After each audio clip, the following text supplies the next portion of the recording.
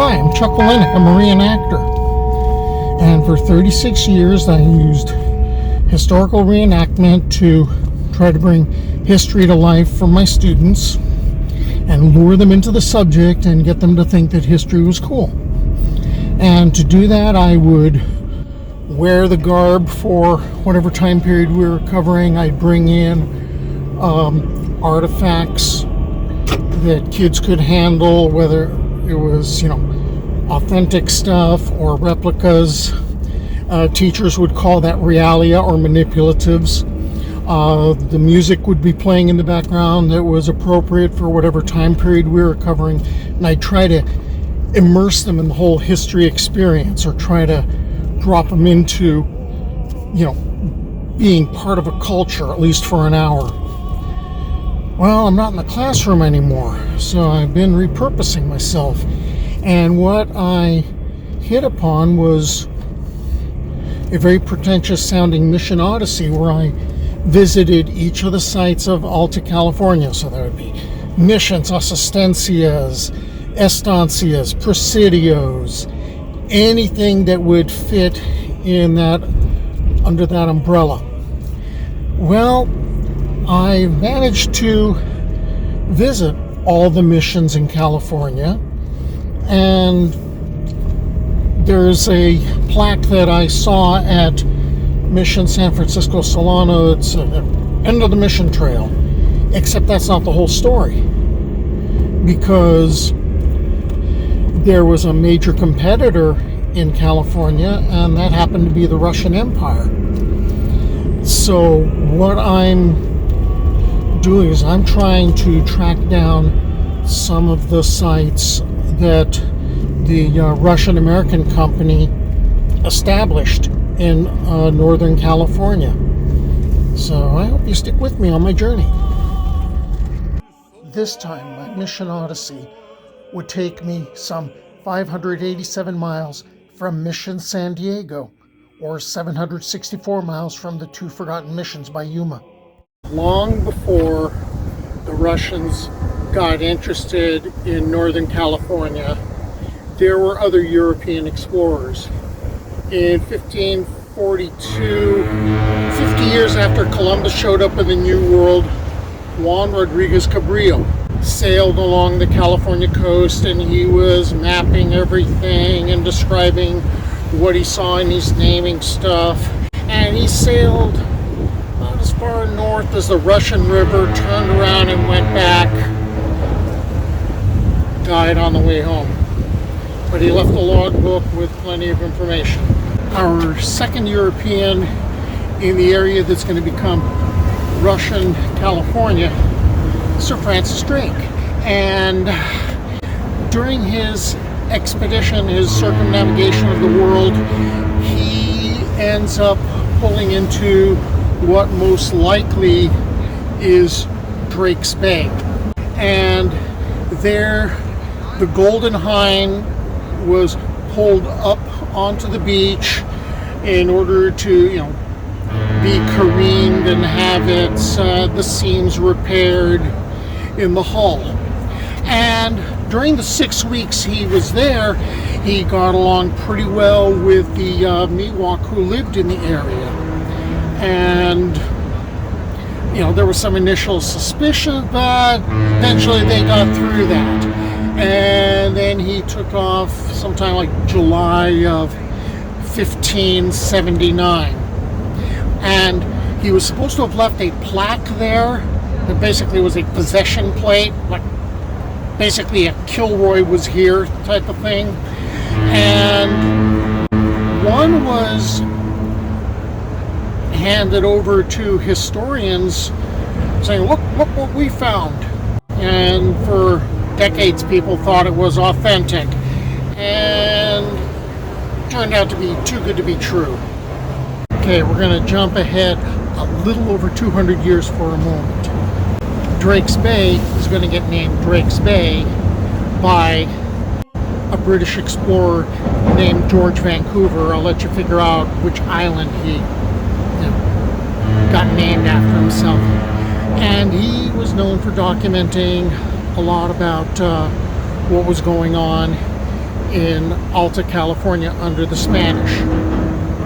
After Drake left, the next European that's going to show up in Northern California is a Portuguese who is sailing for the Spanish, Sebastian Rodriguez Cermeño.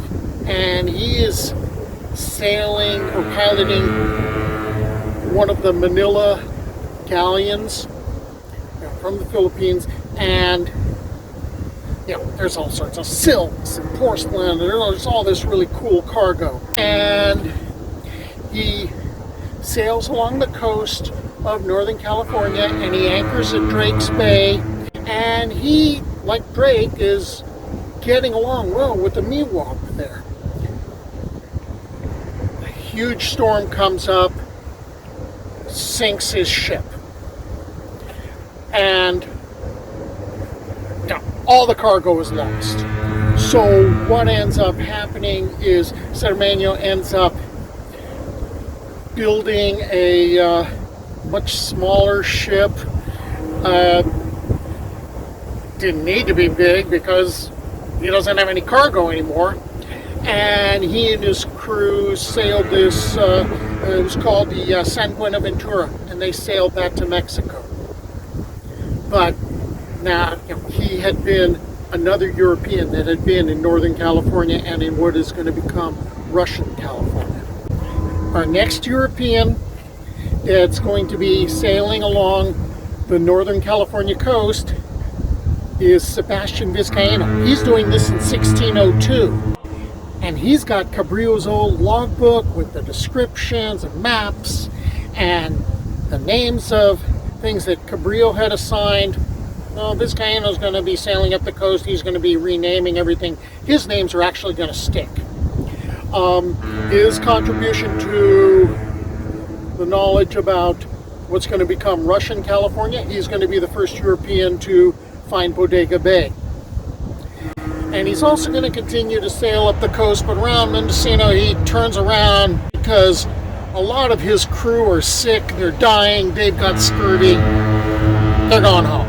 It was during the Portola expedition in 1769 where Portola was bringing a land expedition through, and he was supposed to be in search of Monterey Bay, which he stared at but didn't recognize, looking at, basing what he was seeing on the descriptions that he had read from Vizcaíno's pilot. And he had journeyed further north and accidentally stumbled across San Francisco Bay, and when he sent out exploratory groups, patrols, to take a look around, they came back and said, this bay is really big, there's a whole lot of water here. And Portola realized, well, my mission was really to find Monterey Bay, not to find this. This isn't Monterey Bay. So he turned around and went back. A number of years later, 1776, an expedition by Juan Bautista de Anza comes up here, and he is selecting a site for a mission and a presidio because the governor of Alta California realized, or the Californians realized, this is important. We need to protect this, because there was some competition already, or at least a fear of a competition with Russia for the area, also the British. Russian settlement in America had been an interest since the Russians became very interested and very involved in the Pacific fur trade in 1742.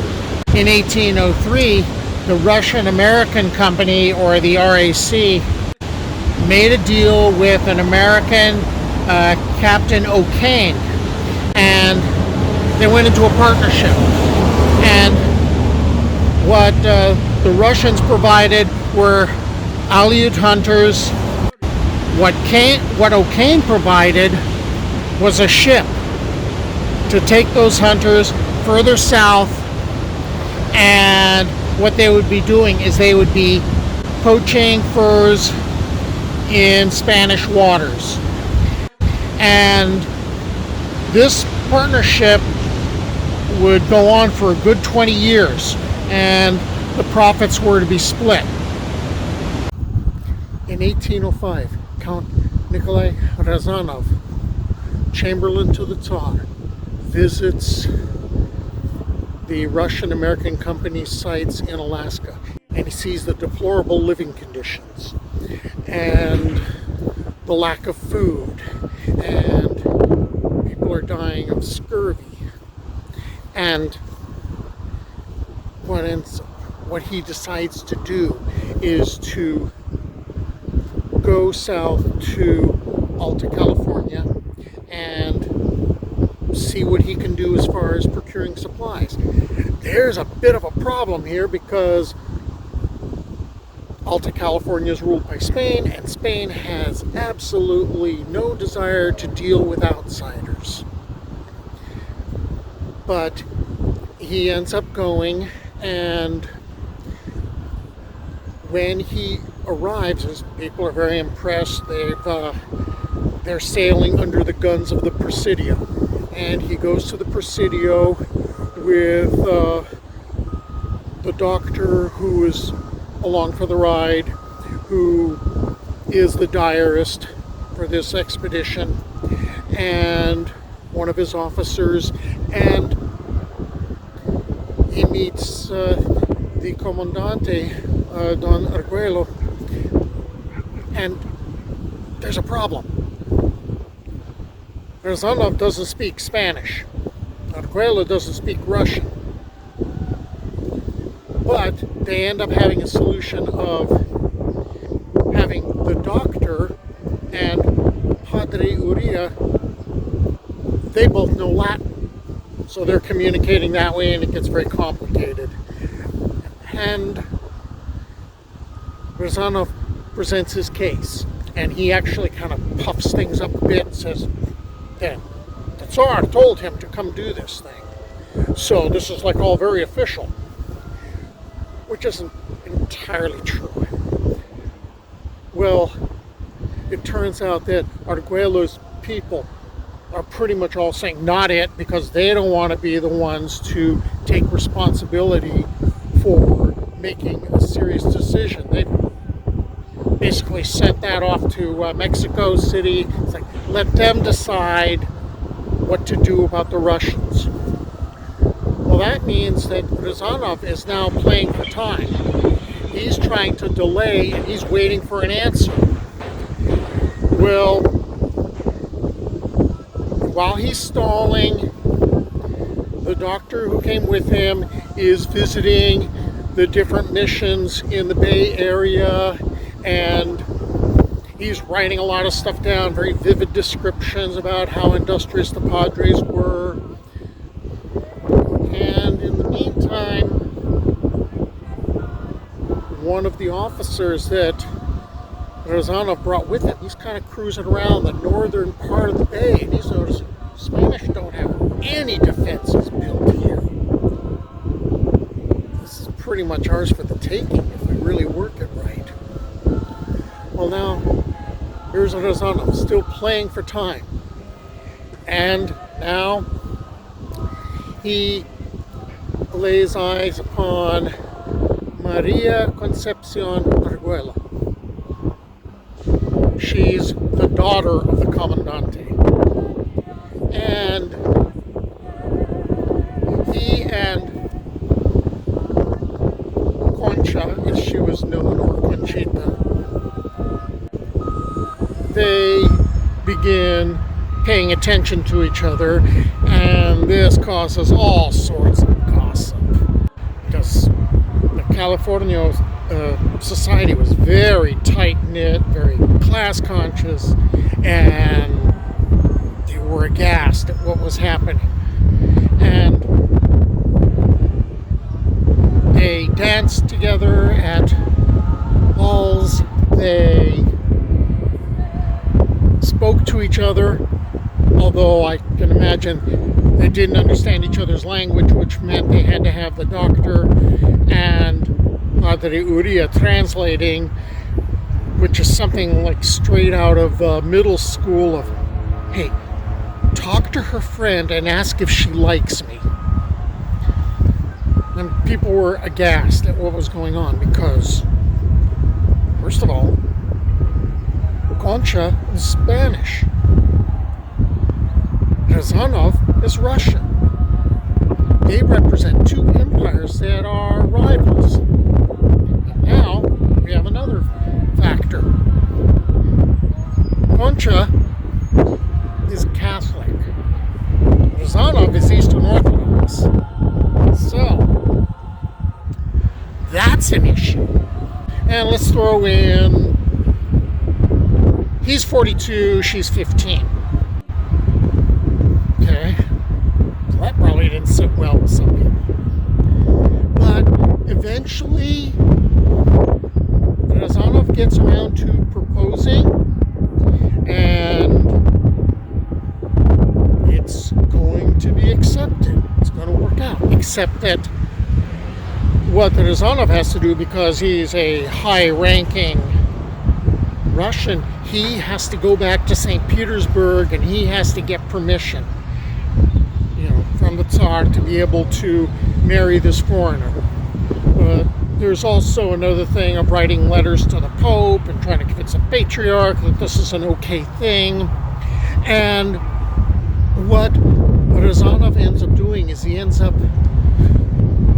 convincing Argüello to at least sell him food, sell him supplies. There's talk that Concha had something to do with persuading Daddy. And Rezánov loads up the ship, the Juno, and he is professing his undying love for Concha. Oh, and by the way, this is going to be the grist for a whole bunch of mills as far as romantic poetry, romantic songs, romantic stories, romance novels. This is big stuff. And Rezánov takes off. And he talks to his lieutenant, okay, so maybe we can take this, we can take Northern California, at least, grab all the land along the coast. Food gets dropped off, supplies gets dropped off. He goes from Alaska over to Siberia, and now he starts the journey towards St. Petersburg. Except that he gets a fever, becomes weak, falls off his horse, gets even more injured, and dies. And apparently, right before he dies, according to one version, he's telling someone to carry the message to Concha of his undying love, even though he's dying. Right? Last words. So that's one version. And he never returns because obviously he's dead. Right? Well, some people in Spanish were thinking that he lied, he wasn't even planning to come back. There's other versions that say Concha never knew what happened to him and waited for him forever and eventually became a nun. Some versions say, no, she found out within about 2 years, but that triggered her to become a nun. So any treaty that was supposed to have been set up never happened. But now the Russian-American company is going to start moving towards taking over part of Northern California. Well, I knew I wasn't going to finish because I kept finding more and more stuff. So I hope you stick with me in the other videos.